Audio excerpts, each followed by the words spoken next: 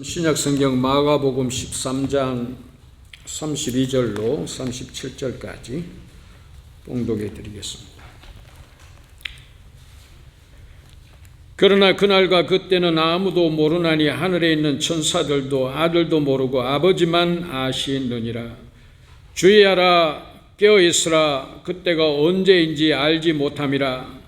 가령 사람이 집을 떠나 타국으로 갈 때에 그 종들에게 군한을 주어 각각 사물을 맡기며 문지기에게 깨어있으라 명함과 같으니, 그러므로 깨어있으라. 집주인이 언제 올는지, 혹 저물 때일는지 밤중일는지 닭울 때일는지 새벽일는지 너희가 알지 못함이라. 그가 호련히 와서 너희가 자는 것을 보지 않도록 하라. 깨어있으라. 내가 너희에게 하는 이 말은 모든 사람에게 하는 말이니라 하시니라. 아멘. 좋으신 아버지 하나님, 우리에게 한량없는 은총을 베풀어 주실 때 우리는 그 하나님의 은혜를 깨닫고 나의 소중한 것을 깨뜨려 하나님께, 주님께 드리는 우리의 삶이 되게 도와주시옵소서. 하나님 영광 받으시는, 하나님 기뻐하시는 삶을, 이 땅의 삶을 살아갈 때 살아가는 우리 되게 도와주시옵소서. 부족합니다. 연약합니다. 우리 하나님께서 우리를 늘 새롭게 하시고 붙들어 주셔서 나의 소중한 것을 늘 우리 주님께 깨어서 드릴 수 있는, 깨뜨려 드릴 수 있는 우리의 믿음 되게 도와주시옵소서. 이 시간 주의 말씀을 나누며 하나님께 영광 돌리며 또한 우리에게는 한없는 은혜의 시간 되기를 원합니다. 말씀을 통하여 역사하시는 우리 주님께서 말씀을 전하고 들을 때 우리 마음속에 찾아와 주셔서 우리의 마음들을 위로하시고 용기를 다하시고 새 힘을 다하시고 새 믿음을 다하여 주셔서 온전히 하나님께 헌신된 삶을, 바쳐진 삶을 아름답게 살아갈 수 있는 우리 되게 도와주시옵소서. 어린 생명들 주의 말씀을 공부하고 배울 때 우리 하나님의 지혜를 덧입혀 주셔서 하나님의 사람으로, 믿음의 사람으로, 천국의 일꾼으로 아름답게 길러지고 키워지는 귀한 역사 있게 도와주시옵소서. 예수님의 이름으로 기도하옵나이다. 아멘. 독일 교회는 꼭대기에 보면은 닭이 있습니다. 닭이. 물론 모든 교회가 그런 것은 아닌데 닭이 있어요. 베드로의 닭이죠. 베드로의 닭. 베드로는 자기는 죽어도 예수님을 배반하지 않고 죽어도 예수님을 따르겠다고 말을 했지만은 정작 예수님이 잡혀가시니까, 잡혀가는 그 모습을 보고는 두려운 마음에 한 번, 두 번, 세 번 주님을 부인했습니다. 예수님을 세 번 부인했을 때에 닭이 울었습니다. 베드로가 이 닭 우는 소리를 듣는 순간 예수님이 네가 닭 울기 전에 나를 세 번이나 부인할 것이다, 이렇게 말씀하신 그 말씀이 머리에 떠올라서 그 순간 본인이 그렇게 그럴 마음이 없었는데 연약함으로, 나약함으로 주님을 배반한 그것이 너무나 원통해서 나가서 통곡하면서 울었습니다. 자기는 정말 절대 부인을 하지 않을 것으로, 주님을 배반하지 않을 것으로 생각을 했었지만 깨어있지 못하는 가운데 결국은 자신도 모르게 두려움에 사로잡혀서 예수님을 부인하고 말았다는 이야기죠.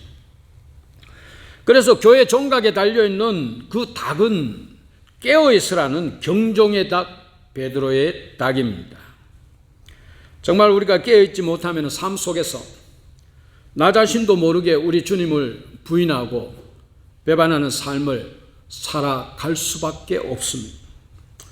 오늘 본문은 예수님의 재림에 관한 말씀입니다. 사도행전 1장 11절에 예수님이 하늘로 승천하실 때 곁에 섰던 천사가 너희 가운데 하늘로 올리우신 이 예수는 하늘로 가심을 본 그대로 오시리라, 그렇게 말을 했습니다. 우리 성도들은 깨어서 이렇게 다시 오실 그 예수님을 맞이할 준비를 하면서, 늘 준비하면서 살아야만 됩니다. 오늘은 대강절 첫 번째 주일입니다. 초대교회 때부터 성탄 4주 전부터 대강절로 지킵니다. 교회 절기는, 모든 절기는 이 대강절로부터 시작이 되어집니다. 대강절은 두 가지 의미를 가지고 있습니다. 먼저는 2000년 전에 오신 예수님, 2000년 전에 오신 예수님을 기뻐하는 것이고, 다른 하나의 의미는 오실 예수님을 준비하면서 기다리는 의미를 가지는 절기입니다. 오늘 본문은 오실 예수님을 어떻게 준비하면서 기다려야 하느냐, 그 문제를 가르치고 있습니다. 한마디로 말해서 깨어 있어야 한다는 이야기죠. 깨어 있어야 됩니다. 4번이나 깨어 있으라, 깨어 있으라, 깨어 있으라, 깨어 있으라 이렇게 말씀하시면서 깨어 있을 것을 강조하고 있습니다. 아드벤트가 되어지면 저와 같이 촛불을 켭니다. 한 주에 하나씩, 4주째에 4개의 촛불을 켭니다. 이 촛불을 매주 하나씩 켜는 의미는 우리 주님을 오시는 날을 손꼽아 기다리는 그와 같은 의미이고, 또 재림 예수님을 시간이 갈수록 더 밝게 비추면서 정신 차리고 깨어서 기다려야 한다는 의미를 가지고 있습니다. 마태복음 25장에 예수님은 혼인잔치의 열처녀 비유를 통해서 어떻게 주님을 깨워서 기다려야 하는지 그것을 가르쳐주고 계십니다. 유대인들은 결혼식을 한낮에는 무더우니까 한밤중에 거행을 합니다. 밤중에 신랑이 신부의 집에 찾아오게 되어지면 신부의 친구들이 등잔불을 들고 문 밖으로 나가서 기다리고 있다가 신랑이 오면은 영접해서 함께 안으로 들어가서 결혼잔치를 합니다. 그런데 신랑이 언제 올는지 알 수가 없습니다. 신부의 신부의 열친구들은 신랑을 맞이하기 위해서 밤을 새우면서 기다리다가 피곤해서 잠들어 버렸습니다. 그런데 갑자기 신랑이 왔다라는 소리를 듣습니다. 신랑이 왔다라고 외칩니다. 깜짝 놀란 열처녀가 황급히 일어나서 등잔불을 켜서 들고 문 밖으로 나갑니다. 그런데 이 10명 중에 5은 등잔에 기름이 떨어져 버렸습니다. 기름을 충분하게 준비를 못한 것이죠. 다른 친구에게 기름 좀 빌려 달라고 하니까 냈을 것도 부족하니 차라리 빨리 가서 기름집에 가서 기름을 사라고 이야기를 합니다. 그래서 이 5 처녀가 기름 사러 간 사이에 신랑은 안으로 들어가고 5 처녀가 돌아와서 보니까 잔치집 문은 이미 닫혀버렸습니다. 문을 두드리면서 좀 열어달라고 하니까 한 번 닫힌 문은 다시 열 수가 없다라고 이야기를 합니다. 숫자 10명은 전체를 의미하고 있습니다. 그 중에 50%는 최소한 낙오될 수 있음을 시사하고 있는 비유의 말씀입니다. 그래서 예수님은 이 비유를 통해서 너희는 그날과 그 시를 알지 못하니 그런즉 깨어있으라 이렇게 가르치셨습니다. 이 비유에서 신랑은 우리 예수님 자신을 가르칩니다. 그러면은 신부는 누구입니까? 신부는 우리가 아니고 교회입니다. 신부는 교회입니다. 교회가 신부요, 신부 친구들이 10명이 우리 성도들입니다. 이것은 교회론적으로 굉장히 중요한 개념입니다. 계시록을 보게 되지만 마지막 날에 예수님은 재림하셔서 교회와 혼인잔치를 하시고 성도는 그 혼인잔치, 천국잔치에 참여하면서 천국으로 들어가게 되어진다라고 기록을 하고 있습니다. 이것을 소위 말해서 어린 양 혼인잔치라고 표현을 하고 있습니다. 계시록 19장에 나오죠. 그런데 깨어서 미리 준비하지 못한 성도는 신부와 함께 신랑 되신 예수님을 맞이할 수 없다는 이야기죠. 그래서 예수님은 준비하지 않고 아무 생각 없이 살아가다가는 어리석은 5 처녀와 같은 성도들이 될 수가 있다라고 주의를 주고 계시는 비유의 말씀입니다. 오늘 마가복음 본문에서도 예수님은 주의를 주십니다. 마가복음 13장은 유명한 장입니다. 마가복음의 계시록, 마가복음의 묵시록이라는 별명을 가지고 있습니다. 마지막에 있을 일을 기록하면서 예수님이 오실 때의 모습이 어떠한지를 예언하고 설명해 주고 있기 때문입니다. 26절을 보게 되지만 그때에 인자가 구름을 타고 큰 권능과 영광으로 오는 것을 사람들이 보리라고 말씀합니다. 그런데 32절, 33절을 보게 되지만 그러나 그날과 그때는 아무도 모르나니 하늘에 있는 천사들도 아들도 모르고 아버지만 아신다. 그래서 주위에서 깨어있으라. 그때가 언제인지 알지 못함이니라. 이렇게 말씀하면서 경고하고 있습니다. 주님이 언제 오실는지 모르니 주의하면서 깨어서 기다리라는 그 이야기죠. 대강절은 오신 주님을 기뻐하면서 사람들이 이 주님만을 생각을 합니다.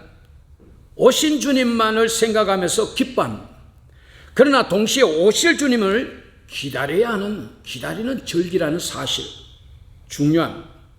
그래서 이 대강절의 근본 정신은 기뻐하라, 그러나 동시에 깨어서 준비해야 된다, 이것이 되겠습니다. 대강절의 정신, 기뻐하라, 그러나 동시에 깨어서 준비해야 된다. 우리가 대강절을 맞이하면서 기뻐하는 것은 참 잘합니다. 기뻐하는 것은 참 잘합니다. 우리가 대강절을 맞이하면서 기뻐하는 것은 잘하는데 깨어서 준비하는 것은 소홀히 하는 면이 있더라, 그런 이야기. 우리는 이 대강절을 지키면서 깨어서 준비하는 정신을 새롭게 해야 될 줄로 믿습니다. 그러면 우리 성도들이 왜 깨어서 준비를 해야 되느냐? 구체적으로 왜 깨어서 준비를 해야 되느냐? 한마디로 말해서 잔치에 참여하느냐 못하느냐 심판이 있기 때문에. 당연하게 잔치에 참여할 수 있을 것으로 생각했는데 그 잔치에 참여하지 못할 심판이 있을 수 있다는 그 이야기죠. 다시 이야기해서 예수님은 오신 예수님이 있고 오실 예수님이 있습니다. 오신 예수님은 구원의 예수님, 우리를 구원하기 위하여 오신 예수님. 열처녀의 비유를 두고 이야기를 한다면 우리 전부는 잔치에 참여할 수 있는 그와 같은 자격으로 일단 신부의 친구가 되어진, 구원되어진 하나님의 백성이다라고 이야기를 할 수가 있습니다. 이렇게 우리를 구원하기 위해서 오신 예수님을 생각하면서 우리는 기뻐합니다. 또한 감사합니다. 우리를 그와 같이 구원의 백성으로 삼아주십니다. 그런데 우리는 오신 예수님만 생각하면 안 된다는 이야기죠. 그 예수님만 생각하면서 기뻐하고 축하하고 잔치하고 선물 교환하면서 끝낼 일이 아니더라는 그 이야기죠. 오실 예수님을 동시에 꼭 생각을 해야 됩니다. 오신 예수님은 구원의 예수님이지만 오실 예수님은 심판의 예수님이기 때문입니다. 대강절이 우리에게 주는 진정한 의미는 오실 예수님을 생각하면서 준비하고 기다리는 것이다라고 이야기를 할 수가 있습니다. 오실 예수님에 대해서는 그냥 기뻐하고 감사하고 축하하는 그 차원을 넘어서면서 생각을 할 일들이 있더라는 이야기죠. 이유는 오실 예수님은 심판의 주로 오시기 때문입니다. 우리 믿는 자는 이 심판을 제대로 이해할 필요가 있습니다. 이 심판, 성경이 가르치는 심판은 두 가지 측면에서 이야기를 할 수가 있습니다. 첫 번째는 현재적 심판입니다. 현실적 심판입니다. 현재 속에서 이루어지는 심판이 되겠습니다. 말하자면 행위의 심판이라고 이야기를 할 수가 있습니다. 에스겔서 18장 20절을 보게 되지면 의인의 의도 자기에게로 돌아가고 악인의 악도 자기에게로 돌아가리라, 이렇게 기록을 하고 있습니다. 의인의 의도, 악인의 악도 자기에게 돌아갑니다. 전도서 12장 14절에는 하나님은 모든 행위와 모든 은밀한 일들을 선악간에 심판하신다. 모든 은밀한 것들을 선악간에 심판하신다. 이 심판의 시제가 미래임과 동시에 현재라는 사실이 되겠습니다. 이 말씀은 우리가 사는 동안에 하나님으로부터 지금 늘 심판받으면서 살아간다는 말씀이죠.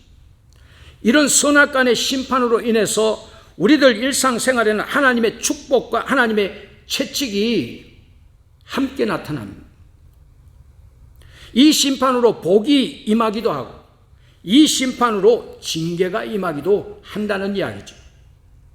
물론 이 징계는 아직 멸망케 하는 징계는 아닙니다. 하나님이 당신의 자녀들을 돌이키시려고 하시는 징계이며 깨닫고 회개하고 하나님께로 돌아오도록 하시는 사랑의 징계라고 이야기를 할 수가 있죠. 우리가 살면서 늘 마음속에 간직히 해야 하는 말씀이 있습니다. 갈라디아서 6장 7절의 말씀입니다. 하나님은 만홀히 여김을 받지 아니하시나니 사람이 무엇으로 심든지 그대로 거두리라 라는 말씀이 되겠습니다. 만홀히 여김을 받지 아니하신다. 이 말씀은 하나님은 결코 속지 않으신다는 이야기죠. 하나님을 속일 수가 없습니다. 하나님 앞에 숨길 수가 없다는 이야기죠. 하나님께서는 모든 것을 속속들이 아시고 정확하게 아신다는 말씀입니다. 그리고 이 말씀은 하나님께서 또한 정확하게 갚으신다는 이야기죠. 어떻게 심은 대로, 내가 심은 대로 심판하시고 갚으신다는 이야기입니다. 우리는 현실의 삶 속에서 이미 우리의 행위에 대한 심판을 받습니다. 현실적 행위의 심판을 심은 대로 받게 되어진다는 이야기죠. 우리는 내가 심은 대로 숨김없이 지금 판단을 받고 지금 심판을 받으면서 살고 있다는 사실을 우리는 늘 명심하고 기억할 필요가 있습니다. 두 번째로 심판에는 예수님의 재림과 더불어서 있게 되어지는 종말론적 심판이 있습니다. 현재적 심판과 더불어서 종말론적 심판. 요한계시록 22장에 주님이 말씀하시기를 보라 내가 속히 오리니 내가 줄 상이 내게 있어 각 사람에게 그의 일한 대로 갚아주리라. 우리 주님께는 우리에게 주실 상이 있어서 우리 각 사람에게 그 행한 일대로 갚아주신다 그렇게 말씀하고 계십니다.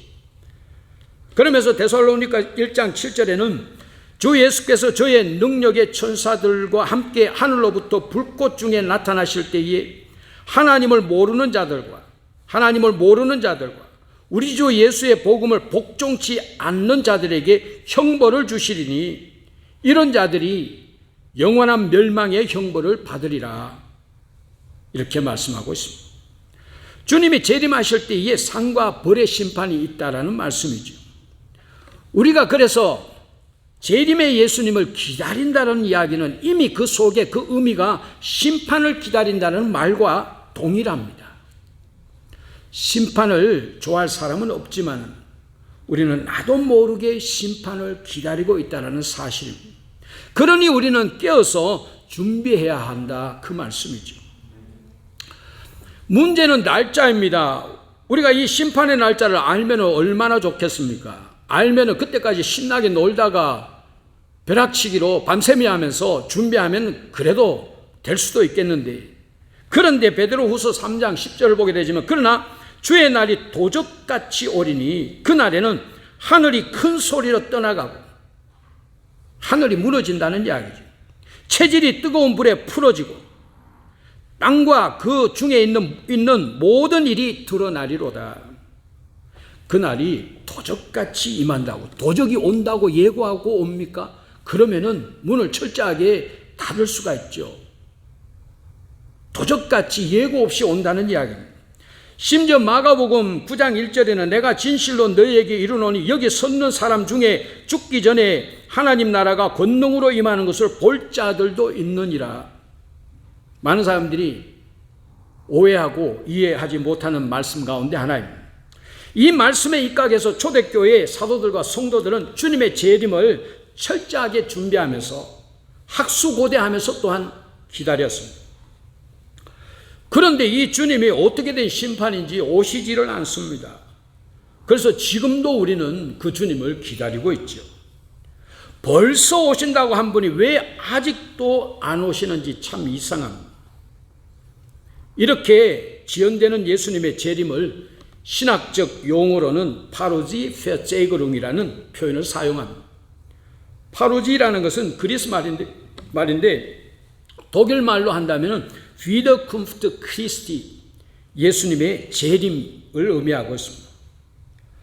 그러니까 예수님이 오시는 그 테르민이 여기는 이 테르민이 너무 중요한데, 예수님이 오신다는 그 테르민이 계속 연기가 되어지고 있습니다. 왜 지연되어지고 연기가 되어지고 있느냐? 그런데 이 연기는 사실 심판의 연기를 의미하고 있습니다. 그러니까 심판을 미루시는 사랑의 연기다, 이렇게 이야기를 할 수가 있습니다. 하나님이 무한한 인내로 심판을 미루시고 계신다는 이야기죠. 준비하라고.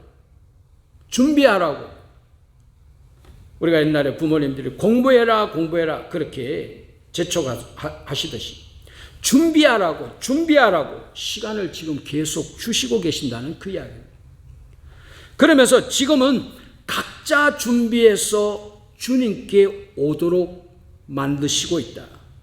그러니까 나를 정해가지고 단체로 일률적으로 단체 심판하는 것이 아니고 개별적으로 심판을 하고 계시는 시기다라는 이야기죠. 그래서 지금은 모든 사람이 한날 한시에 주님의 재림을 맞이하는 세상의 종말이 아닌 개별적인 종말로 주님께 찾아가서 심판을 받고 있다, 이렇게 이야기를 할 수가 있습니다. 말하자면 우리가 예수님이 재림하시고 난 뒤에 심판받는 것이 아니고 주님의 재림 이전에 우리가 먼저 개별적으로 죽어서 심판대 앞에 선다라는 그 이야기죠. 히브리서 9장 27절에 한 번 죽는 것은 사람에게 정해진 것이요 그 후에는 심판이 있으리라, 우리가 잘 알지 않습니까? 그러니까 지금 현재는 우리가 죽게 되면서 주님이 재림하시기 전에 먼저 주님께 가서 심판을 받고 있다라는 그 이야기죠. 지금 시대는. 그러면 이때 만나게 되어지는, 우리가 먼저 가서 만나게 되어지는 그 주님은 어떤 주님이신가? 오시기로 예정되어져 있는 바로 그 재림의 예수님이 되겠습니다. 그러니까 재림의 예수님이 재림하시기 전에 우리가 올라가서 만난다, 그런 이야기죠. 그래서 우리가 재림의 주님을 만날 수 있는 길은 두 가지입니다. 주님이 재림하셨을 때 만나거나 아니면은 내가 죽어서 주님께 가서 만나는 두 가지입니다. 여기서 만나거나 가서 만나거나 어디서 만나든지 만나는 것에는 변함이 없습니다. 여기서 만나면 좋고 가서 만나면 나쁜 거 아닙니다. 똑같습니다. 예수님도 변함이 없습니다. 여기서 만나는 예수님은 좋고 가서 만나는 예수님은 안 좋은 것이 아닙니다. 동일한 재림의 예수님입니다. 이제 우리가 말할 수 있는 것은 주님의 재림과 나의 죽음은 동일한 현상이요 동일한 의미를 가진 것이다. 주님의 재림은 나의 죽음과 동일한 의미를 가지는 것이다. 대강절 아드벤트라는 말은 바로 이 의미를 정확하게 담고 있습니다. 아드벤트는 라틴어 원어적으로 아드벤투스 아드벤타레라는 명사 동사에서 나온 말입니다. 여기에는 주님이 오신다라는 뜻과 우리가 간다라는 뜻이 동시에 들어있습니다. 오신다, 우리가 간다. 주님이 다가오신다는 개념과 우리가 다가가는 개념이 다 들어있다라는 이야기죠. 아드벤투스, 아드벤타레, 아드벤트. 그러니까 이 아드벤트라는 말 속에는 이미 주님이 오시는 의미가 있는가 하면은 또 내가 주님께 가는 것도 들어있다, 그런 말씀입니다. 이렇게 우리는 어떤 형태로든지 재림의 주님을 만나게 되어집니다. 그래서 이 아드벤트는 우리가 주님을 어떻게든 만나게 되어진다라는 사실을 알고 깨달으면서 준비해야 된다, 준비하는 기간이다, 그런 말씀이 되겠습니다. 촛불을 켜 나가면서 하나 켜고 이번에는 또 2개 켜야 되네. 촛불을 켜지 않으면 잊어버릴 텐데 촛불을 켜 나가면서 의식적으로 깨어서 준비하는 기간이라는 말씀이죠. 마음과 정신이 깨어 있어서 준비해야 되고 우리의 삶이 깨어서 준비해야 된다 말씀이 되겠습니다. 어린아이들에게 이런 정신을 가르쳐 주는 것이 있는데 그것이 여기에 있는 아드벤트 칼렌더입니다.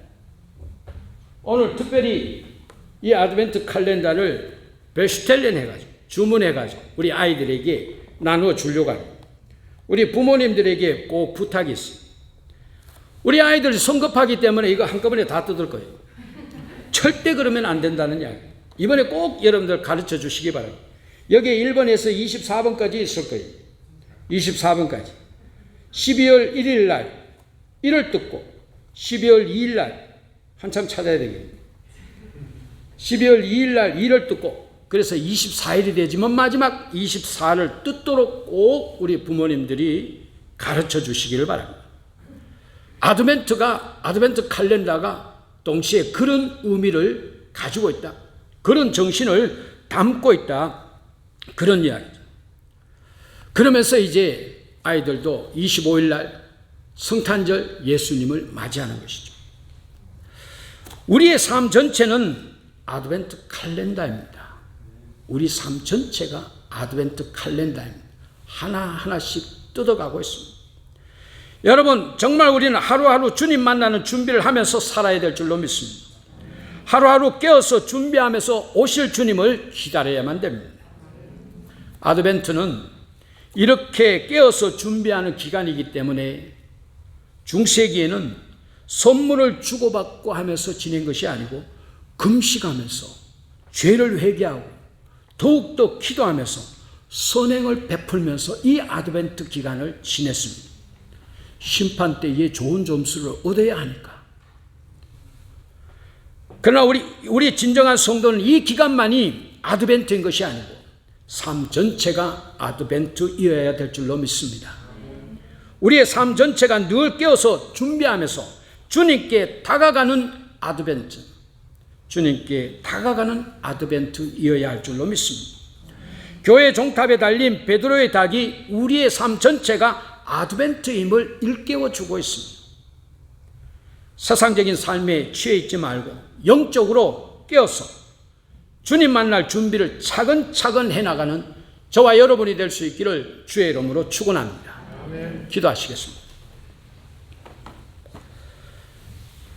우리 주님께서 오신다고 하시는데 우리에게 한없는 시간을 주시니까 우리는 주님 오신다는 사실을 늘 잊어버리고 세상에 취해서 삶을 살아가고 있는 모습이 있는 것을 우리는 다시 한번 반성하게 되어집니다.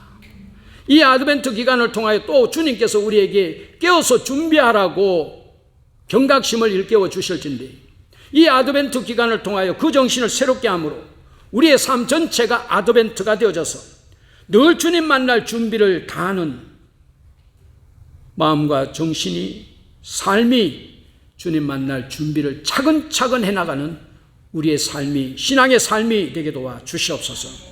예수님의 이름으로 기도하옵나이다.